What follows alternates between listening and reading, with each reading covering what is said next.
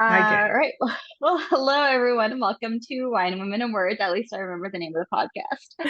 Um, I am Michelle, and with me, of course, is Diana. Hello. And this evening, we are just going to hang out and talk about books with author Kirthana Ramisetti. And we are going to be talking about her latest novel, which is Advika and the Hollywood Wives. And I realized we were talking about pronunciations. Did I pronounce your main character's name correctly? It's okay. It's Advika, but it's okay. Advika. Yeah. No, I want to make sure I'm pronouncing everything right. That's I the beauty appreciate of audiobooks, especially for fantasy novels, that you know how the author actually wants you to pronounce everyone's name. But thank you so much for coming to hang out with us, and we're very excited to have you here tonight. Oh yeah, thanks for having me. I wish I had a glass of wine with me right now, just because the podcast, Wine, Women, and Words, but next time. Next time I have a glass of wine. Absolutely. You know what? We were talking right before we hit record about the kind of week it's been. It's just to give you a quick, for instance, my daughter has choir Wednesdays. So I pick up my son first, and then we kill time for an hour and a half, and then I go back at 4:30 and pick up my daughter for after choir, and picked him up.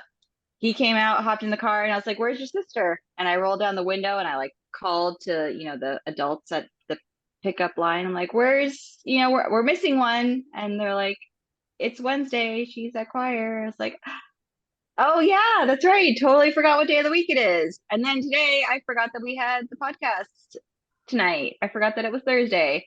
So, it's a banner week At least for I me. remembered we had the podcast I tonight. mean, that was like at 4:30. I was like, "Oh shoot, it's Friday. It's not Friday, it's Thursday." So anyway, I'm ready for a fun half-hour conversation about books to forget about everything else for a little while. So, for our listeners who may not yet be familiar with your book, can you give us an overview of the story? Sure. So Advika is an aspiring screenwriter, and she's also mourning the death of her twin sister.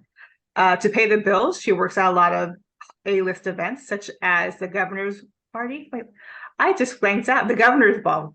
What did my? I think we all have the same thing, but my mind just went. Anyway, so she works at the governor's ball, which is the official after party of the Oscars. And while there, she meets Julian Zelding, who is an Oscar-winning film producer. They immediately hit it off, and they have a whirlwind romance. And not long after, they elope and get married. And then a month after their wedding, Julian's first ex-wife passes away, and in her will, she says she'll bequeath $1 million to Advika if she divorces Julian.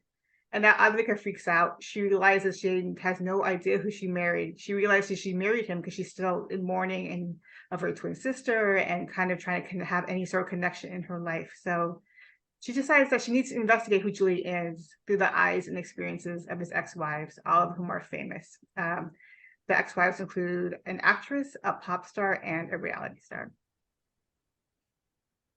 Yeah, it was a fun book because I love the character. I love your main character so much. And that was such an the position that she's put in is such an interesting position because especially when we all have that celebrity that we have a crush on.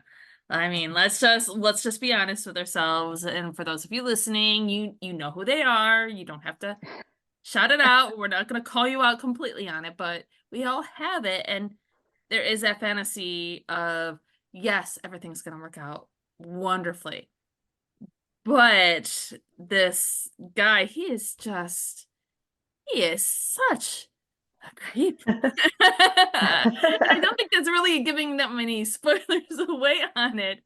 Yeah. And, the first part of it, at least with their relationship, that seeing that fantasy kind of fizzle was really interesting for me. How was that for you with that whole like turning that fantasy that many of us have on its head? Yeah, so it was really interesting to write because I really wanted to explore one of the reasons I wanted the origins of this novel was trying to figure out like, the whole concept of a May December romance. Like, why would somebody so young, Advika in her 20s, decide she wants to marry somebody who has previous ex-wives and you're going to be the fifth of Mrs. Zelding? Like, what's the appeal? Why would you do that? Why would you throw caution to the wind and marry somebody who's so different from you in so many ways? And what I thought was really interesting is that even though she recognizes like there's so much differences between them, like besides the age difference, there's a power imbalance, income imbalance, status imbalance. He's an Oscar-winning film producer. She's a person who wants to write, break into Hollywood and write screenplays. There's nothing that you would think that would pull these two together, at least from her point of view. But again, there's an idea of that fantasy of like, he chose me. There's this higher party happening around us. I'm working as a bartender and he's taking the time to talk to me. And it was really actually quite challenging to try and make the romance believable, at least from Advika's point of view, but still kind of have those red flags underneath where you're like, there's something not quite right here, but she's going to throw caution to the wind anyway, because she just wants to give in to the romance that's unfolding before her. And another component of that is not only is she an aspiring screenwriter, she's a really big fan of romantic comedies. And so for the first time ever, she's kind of living out her own romantic comedy with the heightened aspect of not only is this, dashing man, but he's a powerful man and he's famous and he's well connected enough to connect her with her own dreams of maybe one day being a screenwriter too. So there's a lot happening with Advika where she feels like I shouldn't be doing this, but then I'm in mourning. I lost my twin sister, the person who's closest to me. Why not give into this relationship? Why not kind of live what it'd be like to live in a real life romantic comedy and just see what happens? So that was fun, but it was also challenging because I just have to get the balance right between I have hoping the reader buys into the romance, but also feels like there's something not quite right here that she's not seeing or she purposely doesn't want to see. Mhm. Yeah, and you see it's in so many novels, you have that dashing leading man, and it's Julian, right? Because I put in the notes it was Julian. Okay, I want to make sure I have that right in my memory because we've already established that today is one of those days. All three of us here on the podcast. And so, what was it like to create Julian as an author? To be like, okay, this is in some because he's from the very one of the notes that I had like very early on was that he felt predatory. Like if she was my friend, I'd be like, girl, no. I understand that. Actually, so Diana and I actually share the same editor who's Karen Kostaniak at Grand Central Publishing. And one of the notes that Karen gave me, which is really helpful, she's like, because it's really interesting. I have a lot of readers say, "Oh, I had no idea he was going to turn out to be this person." Well, other people saw what you saw immediately. It's like, "Oh, this guy, but he's not to no good. There's some red flags. He seems a bit predatory." But I really wanted to make him feel like, at least in the initial chapters, that this is, you're actually maybe reading like a romance, and this guy seems appealing in all the right ways despite the age gap. And then one of the ways I felt like I wanted to make sure that Advika can tell herself this can be a workable relationship in some way is the fact that despite all their many differences, they have a shared love of movies. And so the night they meet after the Oscars and they leave the governor's ball and go out and get burgers at a diner, they just talk about their shared love of movies.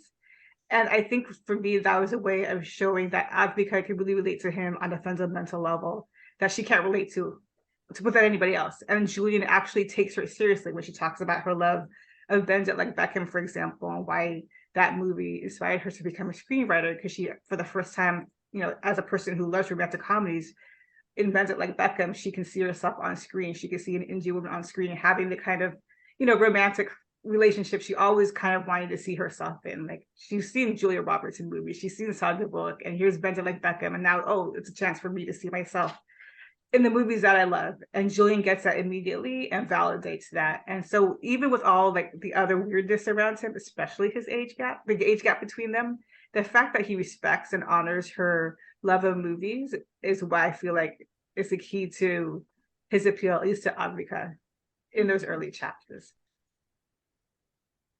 And as you mentioned, we have the same editor. We had for Grand Central I had caring for Antoinette's sister and the woman in red. So it was, for me, it was a treat reading the book, not just for the story itself, but I was like, ooh, this is another one of Karen's books that she's had her hand in shaping, because editors are so important, I feel like, to the writing process in general, because they see not just the developmental side of things, but that's the other point of view of wanting to push your book to make it better.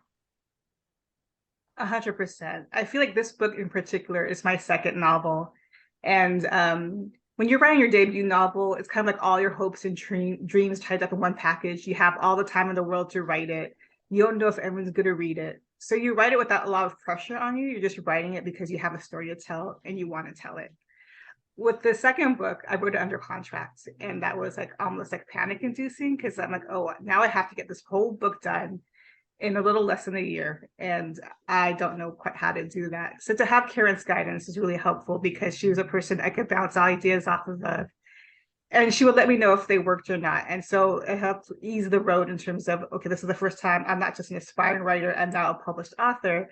So it's nice to have the editorial guidance to let me know if I'm on the right track. And so it was helpful, really, because again, that most challenging part of this, writing this novel, was like, how do I make this relationship seem realistic in terms of why Advika would go for this, despite not really, it just, on paper, it doesn't work for so many reasons, but she throws herself into it. And just having the idea that Karen was like, you just have to kind of fine tune that romance, let us know why she would want to be in this relationship.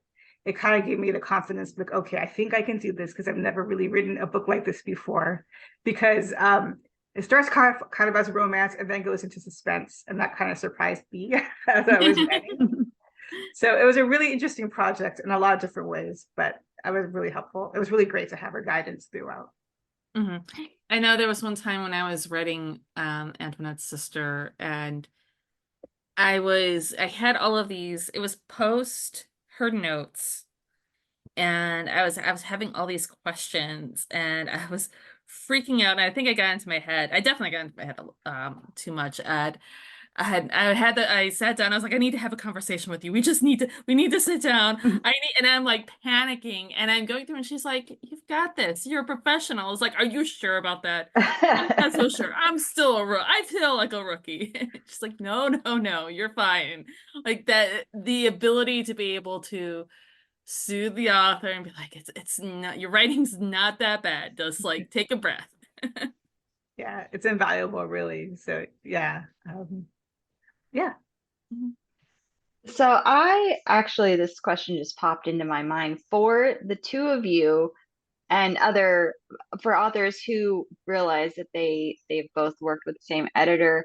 Are you able to kind of pick up or see things that you in other people's books, where you can go, oh, that sounds like something that my editor may have, like, that sounds like something she might have suggested. Can you like kind of sense their presence in the book?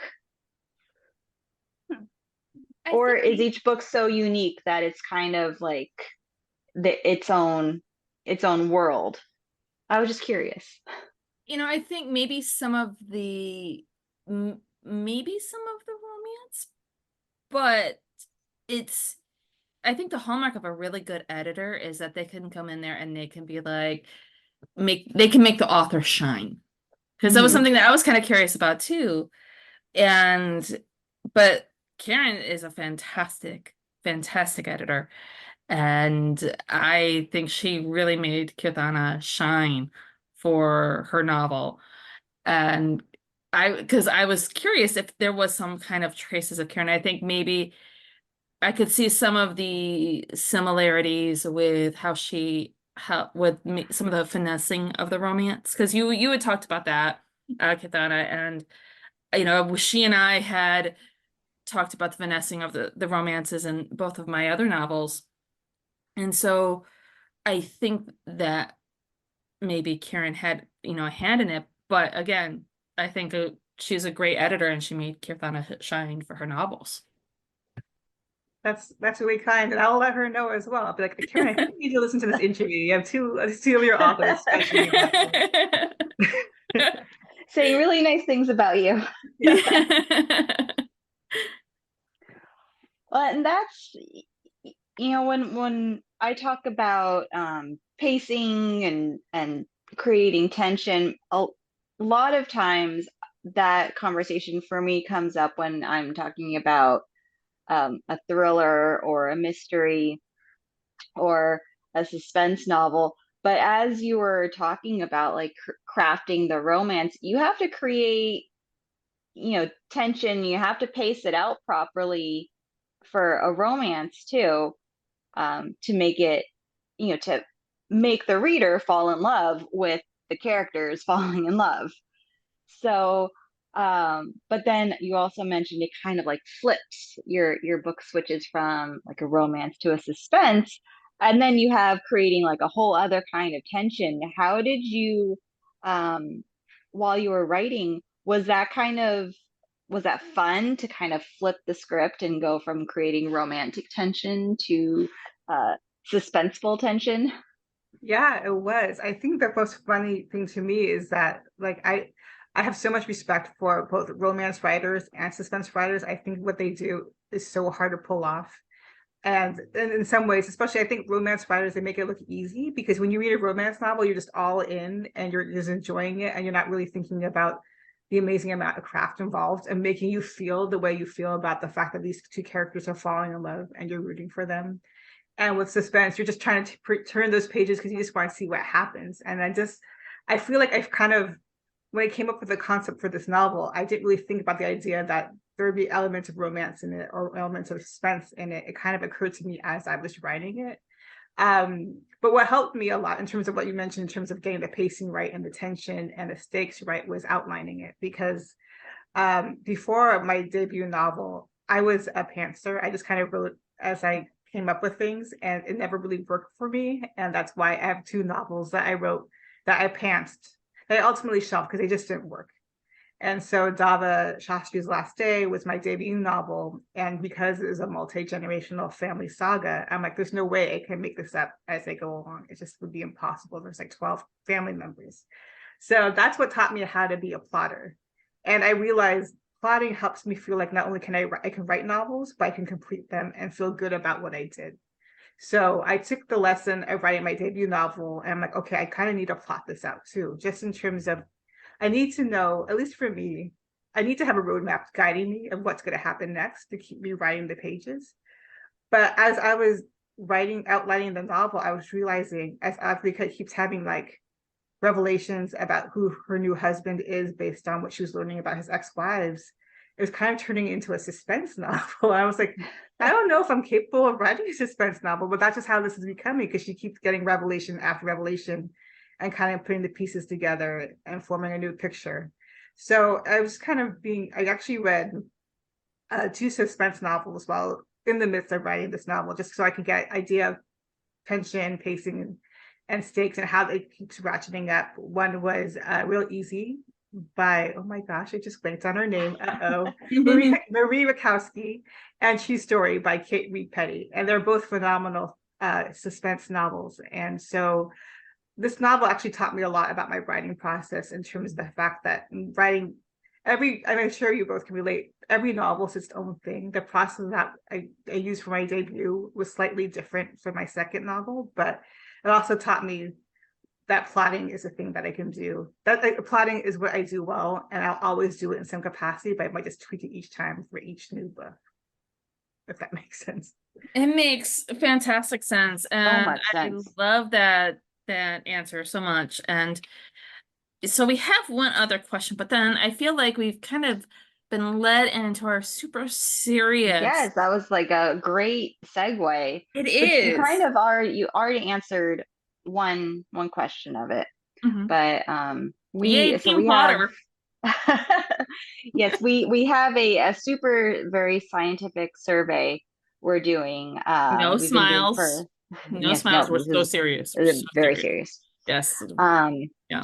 Of the the Pantser versus Plotter debate.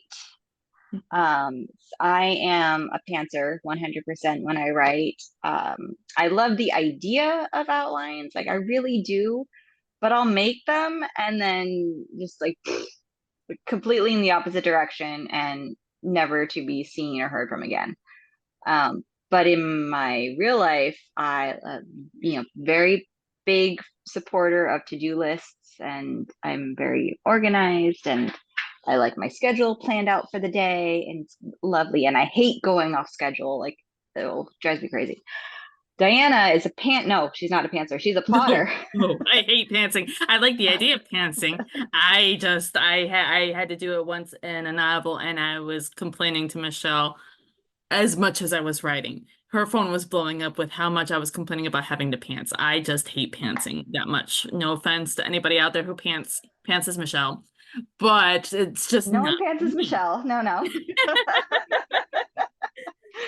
But on the flip side of it, Michelle likes to call me Queen of Chaos. I'm Yes, not really quite she is Queen of the queen of Chaos. chaos. I No, yes. mean, maybe She for our embraces it. analytical world, I'm a Queen of Chaos, but I embrace it. It happens every day. There's a reason why you only see this one section of my office right now. And it's just everything. I'm okay with plans changing. I very much have the ADHD brain. I have come to terms with this. And I feel like outlines are a way for me to be able to focus my creativity. So, since you've already said that you are a plotter, the question then becomes, are you analytical like Michelle, where you like to be able to have everything nice neat in a row, or do you like to embrace chaos such as myself?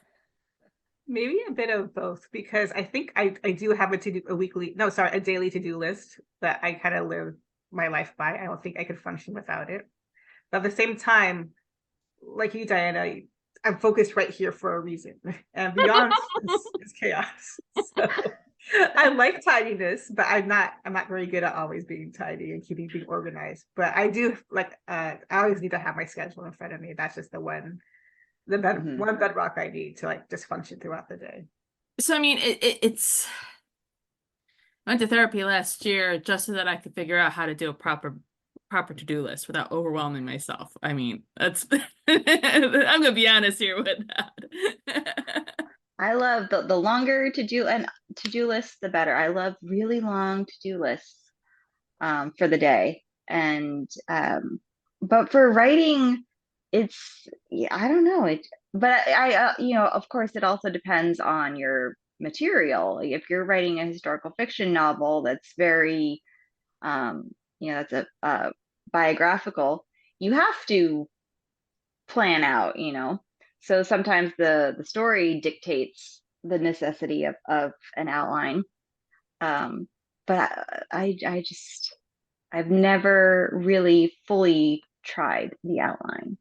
But I love what you were saying about how each novel is a different writing experience, that you can't approach your current novel or your next story or your next idea the same way you approached your previous idea, because you have already changed as a writer. You're not the same writer you were for this next book.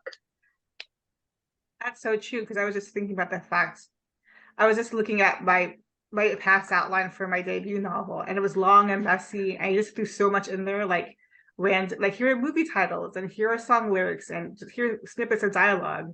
And I'm currently working on my third novel, and the outline is just one sentence per chapter. So it really depends. But I think it goes to your point that I feel like I've learned a lot since writing my debut, and I kind of learned a lot more about how to be organized and have my thoughts clear and how to approach a novel, but still having like the security blanket of an outline, even if it is just one sentence long per chapter. It's still a really important part of my process, but maybe I'll need it to be as long and sprawling as my outline was from when I was working on my first novel. I heard an interview somewhere. Fiona Davis was talking about it because she's a plotter like Kirthana and I. Just so you know. And one of the things that she was saying was that the reason why she likes an outline was because it keeps her from being intimidated from that blank page, Mm-hmm. where she knows what's going to happen when she sits down at the computer, at least have an idea of where she should start off when she sits down at the computer. Because, as I've said before, if your goal is to get to the 7-Eleven to get the slushie, you can start off going straight from A to B to go to the slushie. But then you go off to like C, D, E, whatever, and then make your way around to get to the slushie. But you got to be able to have that roadmap so you know exactly how to get to the slushie at the end of the day, because we all need our slushies. That should be the name of like a writing guidebook, like how to get to the slushie. How to get to your slushie. How to reach your slushie by the end of your novel. By, like the snacks and the potato chips, and just head straight to the slushie. Exactly. And oh nope, it's gone. Let me try that again.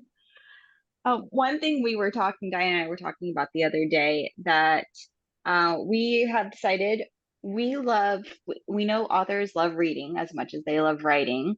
So one question we want to start asking is, what is one of your automatic buys? Like anytime this author comes out, you just immediately buy it. You don't even care what the book is about. You just know you're going to buy it. That's such a good question. I think the book that the author that immediately springs to mind is Jennifer Egan, because A Visit from the Goon Squad was really one of the most influential books on me, in thinking like, I want to do that. How did she do that? Like, this book is amazing. And so I really enjoy her writing. I enjoy that she always tries to bring innovation to her writing. And one of the things that inspires me as an author, I feel like the way she writes novels is like, it's so unique to it makes what books so special. Like, there's so many different ways to consume entertainment, TV, podcasts, etc. But the way she writes, I feel like it can only be done justice is if by reading a book. And that's what I get from her writing, and what makes me love novels so much. And it was such a joy to when I heard, oh my gosh, here we go again, the new book that came out. The Candy House. Yes. When the Candy House came out, I kind of reread A Visit from the Goon Squad while reading the Candy House. And it was so pleasurable to see what a creative and detailed writer she is, and how things that briefly popped up in the first book became big major deals in the second. I just love how she writes, and I love how she thinks. So yeah, that's my automatic buy. I love Jennifer. I love that. I love that answer.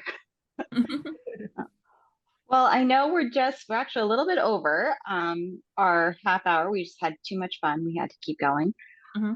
But for all of our readers, be sure to check out our show notes. You can find the link to our bookshop on bookshop.org.